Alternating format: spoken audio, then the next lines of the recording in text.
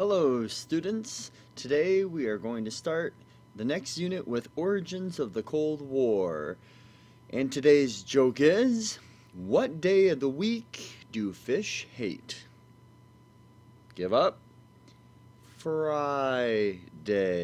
Like a fish fry type of thing. You're on board, I'm sure. Alright, well, that is my best joke of the year. Talon and Aaron made me say that. It's not the best joke. Alright, moving on. Let's go to the key concepts for today.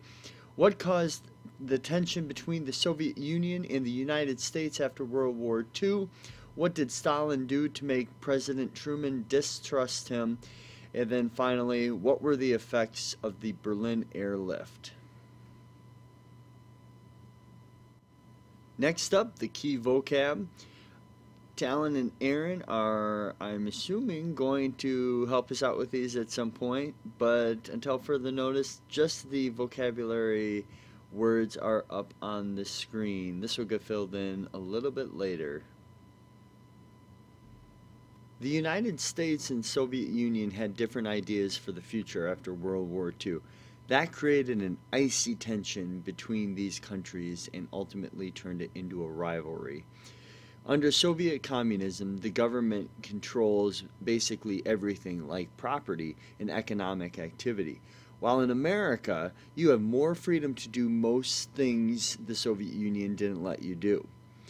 In communism, you cannot vote for your leader or government officials, but in America, you can vote for your leader and your government officials.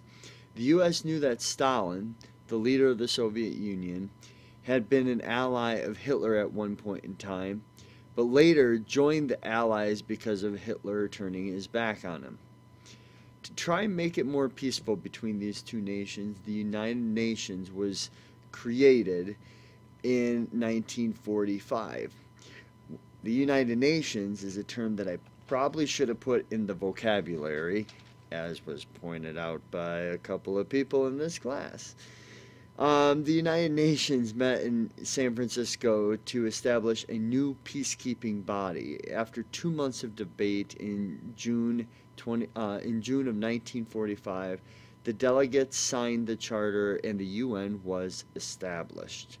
The UN was supposed to promote peace, but ended up failing to do so, and the US and Soviet Union used it to spread their influence over others.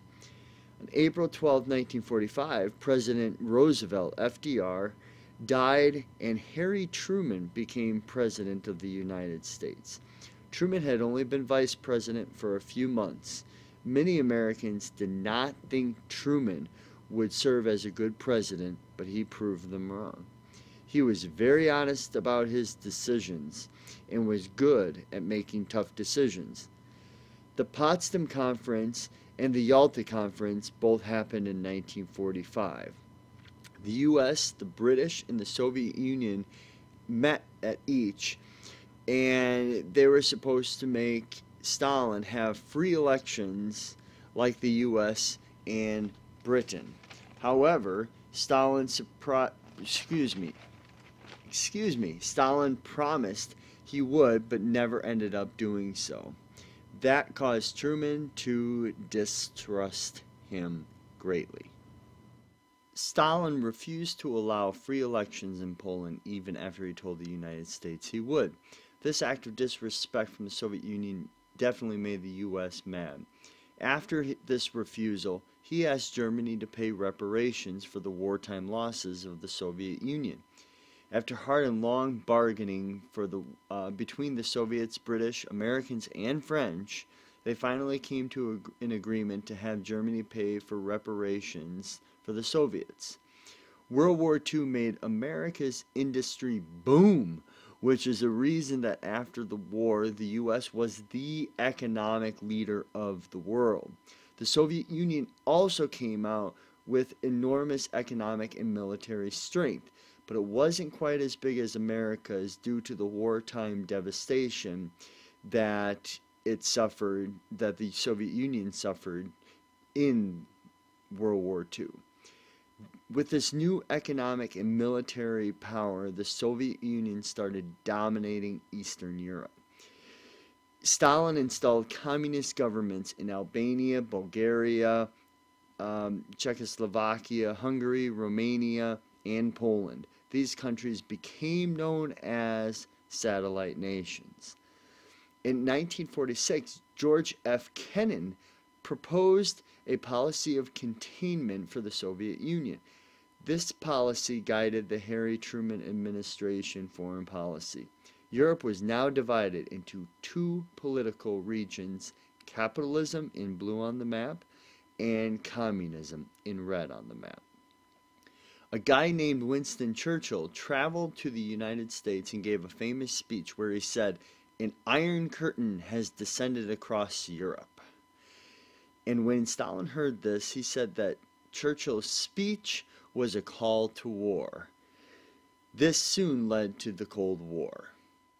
The U.S. was trying to contain the Soviet influence in Greece and Turkey to prevent a total communist takeover.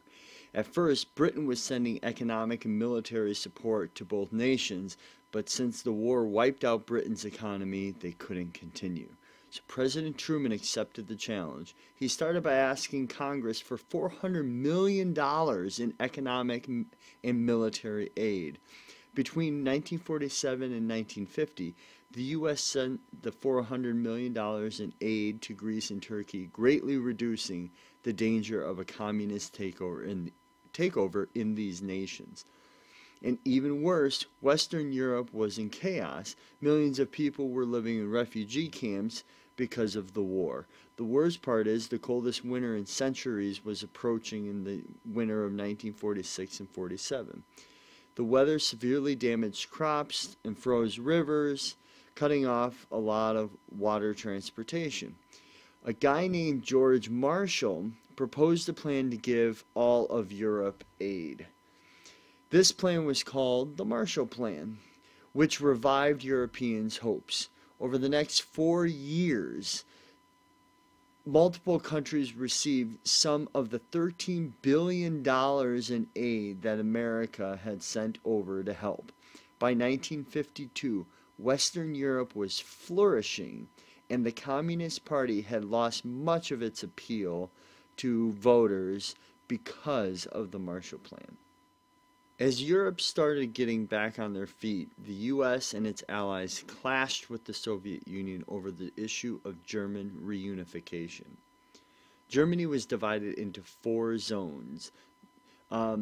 Britain, the United States, the Soviet Union, and France each controlled a zone. Since France, Britain, the United States were allies fighting against the Soviet Union, essentially, they combined their 3 zones, but it was not as successful as they thought it would be. Germany ended up cutting off rail routes and highways into Berlin, which was also divided. This action trapped 2.1 million residents in Berlin, and they only had enough food to survive for 5 weeks. The Americans and British officials started to fly food and supplies over the blockade to the people inside West Berlin. This act was called the Berlin Airlift. For 327 days, almost a full year, planes flew 2.3 million tons of supplies to the people inside. The planes flew over the blockade 277,000 times. The items they dropped were food, medicine, and fuel. The crews even used their own money to fly Christmas presents over. West Berlin would not have survived without that help. The western part of Germany became known then as the western part of Germany once the Soviet Union realized it could not go on with the blockade. Western Germany was also known as the Federal Republic of Germany. The East German part of Germany became controlled by the Soviet Union. The Berlin blockade raised Western European fear against the Soviet Union. Because of that, NATO was signed, or the North Atlantic Treaty Organization. NATO was a military defensive alliance that stated if one country was attacked in Western Europe, then they all would join and help. These nations that signed NATO were the United States, Belgium, Denmark, France, Great Britain, Iceland, Italy, Luxembourg, the Netherlands, Norway, and Portugal, along with Canada. And this was completed in April of 1949.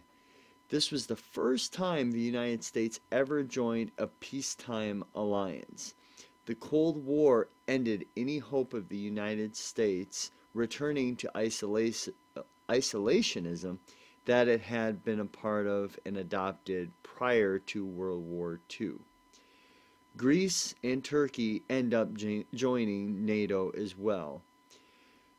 NATO ended up with 500,000 troops and thousands of tanks, planes, and equipment